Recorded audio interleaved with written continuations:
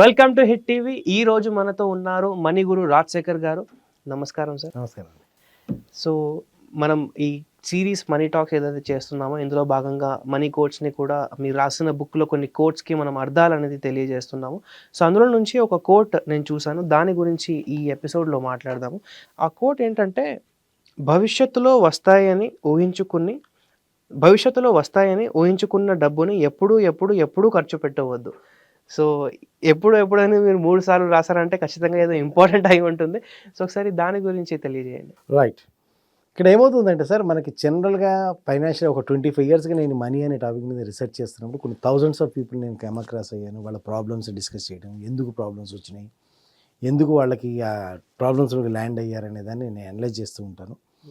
Plus ఇంకోటి అంటే, ఈ సందర్భంగా మీరు అడిగారు కాబట్టి నేను చెప్పాల్సింది ఏంటంటే, ఇక్కడ నా వీడియోస్ ఏ ఛానల్లో వీడియోస్ చూసినా కానీ నేను ఓపెన్గా ఫోరంలో ఆన్ వీడియో నేను ఏది సొల్యూషన్ చెప్పను.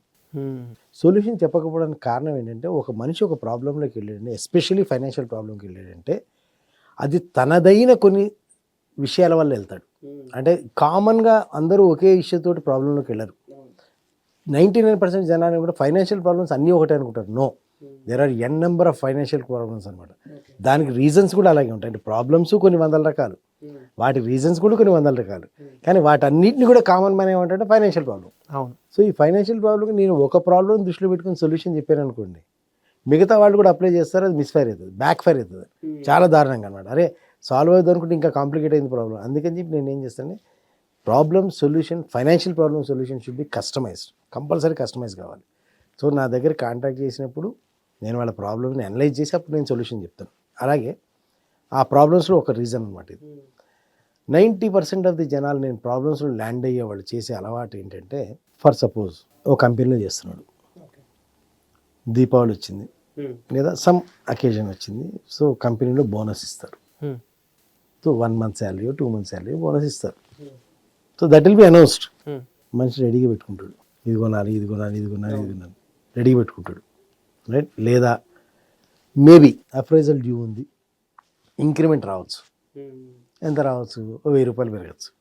1000 రూపాయలు పెరగచ్చు అనగానే ఈ పెరిగిన 1000 రూపాయలకి కావాల్సిన ఈఎంఐ ఏదో ఆల్రెడీ సెట్ చేసి పెడతాడు. ఫలానప్పుడు వస్తుంది, రాగానే దాన్ని డైవర్ట్ చేస్తారు.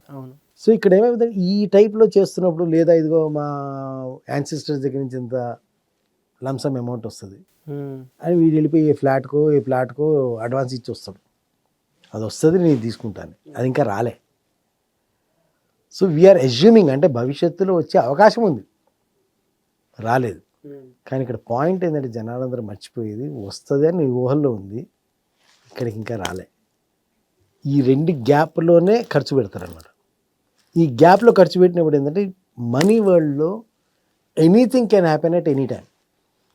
Uncertainty, the most uncertain thing అన్నాడు. డబ్బు విషయంలో అస్సలు గ్యారంటీ లేనిది. అసలు ఒక విషయం గ్యారంటీ ఏంటంటే, మనీ విషయంలో ఒకే ఒక గ్యారంటీ ఏంటంటే, గ్యారంటీ లేదు.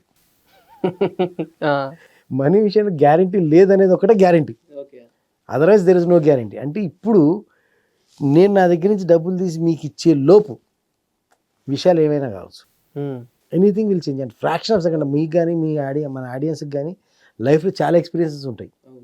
వచ్చింది ఇంకో 2 నిమిషాలు 3 నిమిషాలు వచ్చిందిరా మనీ అనుకున్నది కూడా ఒక సిచ్యువేషన్ ఎరేజ్ అవుతుంది, సిచ్యువేషన్ డెవలప్ అవుతుంది, అక్కడి నుంచి డైవర్ట్ వెళ్ళిపోతాయి. అటువంటప్పుడు నువ్వు నెల తర్వాత వచ్చే డబ్బులు, 6 నెలల తర్వాత వచ్చే డబ్బులు, లేకపోతే ఇంకెప్పుడు వస్తాయి అనుకునే డబ్బులు, లేదా ఇప్పుడు బాగా మనందరికీ ఈ జనరేషన్లో వాళ్ళందరికీ కూడా బాగా ఎక్స్పీరియన్స్ అయింది, March 24th, April 1st ఏదో ఇంక్రిమెంట్ వస్తుంది అనుకున్నాడో, లేదా ఏప్రిల్ నెలలో బోనస్ వస్తుంది అనుకున్నాడు ఉన్నాడు అనుకోండి, వాడు ఆల్రెడీ ఇక్కడ కమిట్మెంట్ ఇచ్చి ఉన్నాడు అనుకోండి. March 24th ఏమైంది? లాక్డౌన్. ఆల్మోస్ట్ 1 year పాటు నో ఇన్కమ్. అసలు నువ్వు తర్వాత ఎక్స్ట్రా ఇన్కమ్ తర్వాత, ముందు అసలు బేసిక్ ఇన్కమే లేకుండా పోయింది. కానీ ఇక్కడ ఆల్రెడీ నువ్వు కమిట్ అయ్యావు, అవతల ఏమంటాడు, నువ్వు ఆ కమిట్మెంట్ ఇచ్చారు ఏమైంది అంటాడు. So this is the problem. అంటే జనాలు ఏం చేస్తారంటే, మనీ చేతికి రాకుండానే వచ్చినట్టుగా భావిస్తారు. దే జస్ట్ అజ్యూమ్, ఊహిస్తారు అన్నమాట.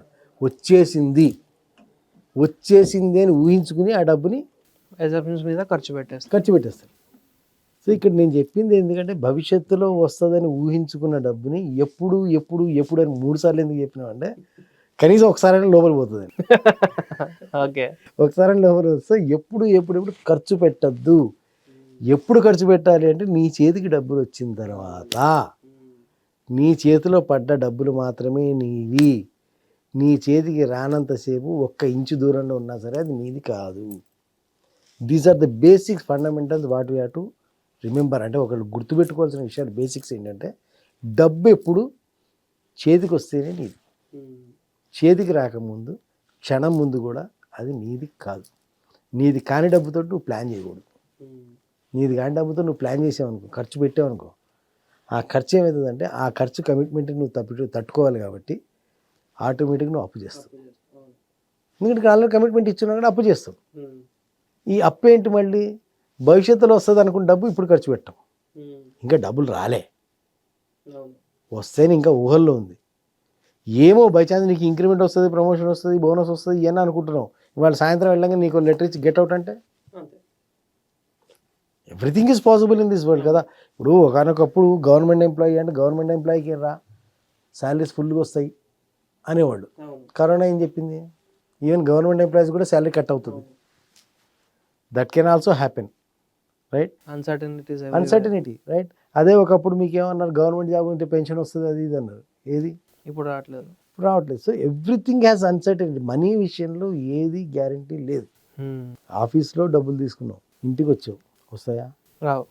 తెలీదు, గ్యారంటీ లేదు. మధ్యలో ఎవడైనా పాకెట్ పిక్ చేయొచ్చు, లేదా నీకే కోరిక పుట్టొచ్చు, నువ్వే ఖర్చు పెట్టచ్చు, లేదా ఎవడైనా ఆల్రెడీ గతంలో అప్పులో పట్టుకున్నారే ఇప్పుడు ఉన్నారే ఇంటి దగ్గర డబ్బులు అయినా తీసుకొని పోవచ్చు.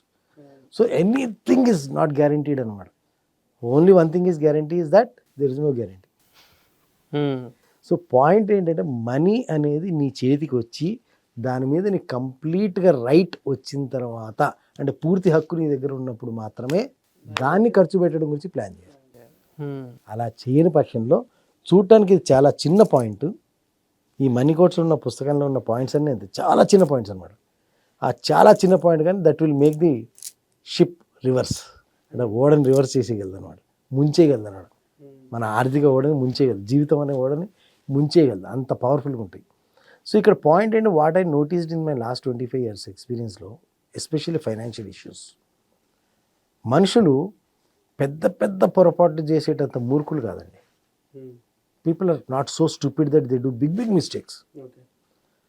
Sadly they are not intelligent to catch hold small mistakes. అంటే చిన్న చిన్న పొరపాట్లను గమనించగలిగేటంత మేధావులు కూడా కాదు. చిన్న చిన్న పొరపాట్లు గమనించేది మేధావి కాదనమాట.